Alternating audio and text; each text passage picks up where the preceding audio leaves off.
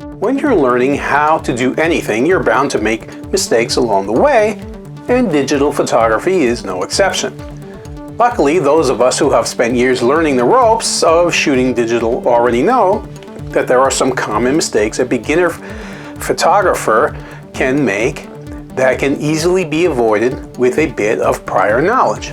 Hang on to the end because I'm going to explain to you 8 of the most common technical mistakes beginning photographers make and some advice on how to avoid them in the future. Hi, I'm Jim Costa.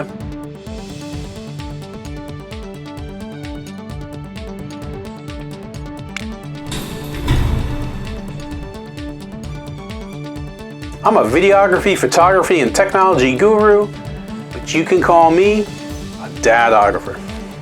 I've created many other videos on improving your photography, videography, filmmaking, video editing, audio recording, and technology skills. I'll link to those in the description below and both during and at the end of this video, so stay tuned. If you want to learn more, remember to subscribe to my channel and hit that bell to be notified when I upload new videos. I upload every week, and I'll be uploading many more explanations of film, video, photo editing, and tech topics. Stay tuned to the end to find out how to get my free DSLR mirrorless or interchangeable lens video camera cheat sheet that'll have you shooting your photos and videos like a pro in no time. Best of all, my cheat sheet specializes in shooting video with any type of camera, including mirrorless and DSLR cameras. In it, you'll find all of the information you need on important video techniques such as white balance, color temperature, frame rates, and more. The info that I've assembled for you will definitely help to improve your work. I am a full-time working photographer, video producer, editor, and technology pro. That's the small business that I own, and it's how I make a living. You'll find my contact info in the description below. Contact me if you need photography or video production services for you personally, for your business, or for someone that you know. Number 1 is the missed focus. If you're using autofocus and letting the camera choose your focus points, it's highly likely that you will focus on the wrong part of your image frame from time to time, especially when using a shallow depth of field. This is something that's either impossible or very difficult to fix after the fact, so it's important to nail your focus in the field the first time. A simple way to make sure you get accurate focusing is to use your camera's spot autofocus mode to choose your focus point. When focusing for people and portraits, make sure the focus point that you use is on the subject's eyes. That way their face will always be in focus. One way to make sure you avoid this problem in the future, use your back focus button to lock the focus on once you have it set. Number 2 is the shaky frame.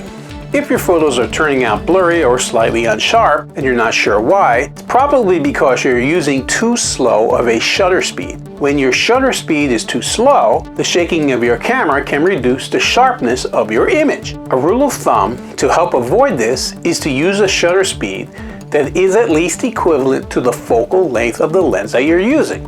For example, if you're using a 50mm prime lens on a full-frame camera, the slowest shutter speed you can use to avoid any kind of shake is 1/50th of a second. This becomes 1/85th of a second if you're using a crop sensor camera, such as an APS-C sensor, as the effective focal length of the lens is multiplied by 0.5. If you're using a zoom lens, you need to pay attention to the focal length you're using as you zoom in and out. If your lens or camera has image stabilization, you can shoot at 3 or 4 or 5 stops slower and still get a sharp image. Number 3 is the buried or blown exposure. While shooting in RAW gives you a lot of latitude to adjust your exposure in post-processing, there are definitely limits on what you can do. If your exposure is too dark, the shadows will be grainy and discolored when you bring them up in processing. If your exposure is too bright, your highlights will be blown out and the detail won't be recoverable when processing. If you have a scene with a high dynamic range, including very bright highlights and dark shadows, a general rule of thumb is to underexpose the image slightly to preserve details in the highlights, while not obliterating the shadows completely, and then brightening the shadows in post-processing. Use your camera's spot metering function to meter different parts of your frame to come up with the proper exposure. Now, number 4 is known as the awkward pose. Most people that you'll be working with likely won't be professional models, so they won't feel at all comfortable when posing. While it's great to find poses online and try them, people will probably feel awkward just being told how to stand, which will come through in your photos. Your best bet is to use poses as basic guidelines and then focus on putting your subjects at ease by engaging them with eye contact and friendly banter, while encouraging them to have fun and be themselves during the shoot. You can use a tripod to compose your image and then make eye contact and freely talk to your subjects before you actually snap your image. Once they get used to it, things will go smoother down the road. Now, if this is making sense to you, but I've got it, the comment section below. Number 5 is the tree growing out of someone's head. An easy way to ruin a good portrait is to have a vertical object such as a tree or telephone pole sticking straight up out of your subject's head. While you will very likely be focusing most of your attention on your subject's pose and appearance, it's key to also pay attention to the background and make sure that there are no distracting elements growing out of or cutting through your subject or your frame, even if those things are very out of focus, because when you look at the pictures, they're going to look wrong. Do a quick visual scan of your entire image frame in the viewfinder before you actually snap the shutter to look for distracting objects that are poking in. Number 6 is the confusing composition. Figuring out how to arrange the elements in your camera's frame can take some time. When you don't know what you're doing, it's easy to create a confusing composition that will cause the viewer to become completely lost and not understand what the composition is supposed to be when they're looking at your photo. Luckily, there are some very simple guidelines that can help you manage and arrange elements in your frame based on human perception, such as the rule of thirds. You can often crop portraits to the rule of thirds using your grid overlay in processing if you make a mistake with the composition when you're shooting. But this doesn't always work, so it's best to understand what the rule of thirds is and what using the center line is, for example, and make sure you shoot it the best you can when you start. Number 7 is the overzealous processor.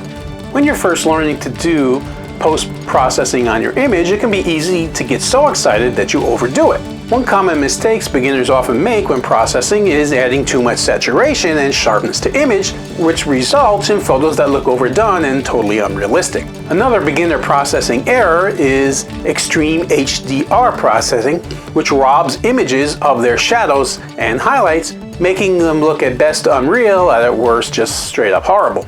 Use the histogram to make sure that you have a black point and a white point set right in your image. Number 8 is the file backup fail. One of the dangers of digital photography is the potential for technology to fail, and this includes the hard drive on which you store your image files. If you only have one copy of your image files stored and the drive where they are stored fails, then you're going to lose all your files. That could lead to a lot of disappointment for both you and for your clients, so be sure to have a second copy at least of your images stored somewhere on another external hard drive or a cloud service, for example.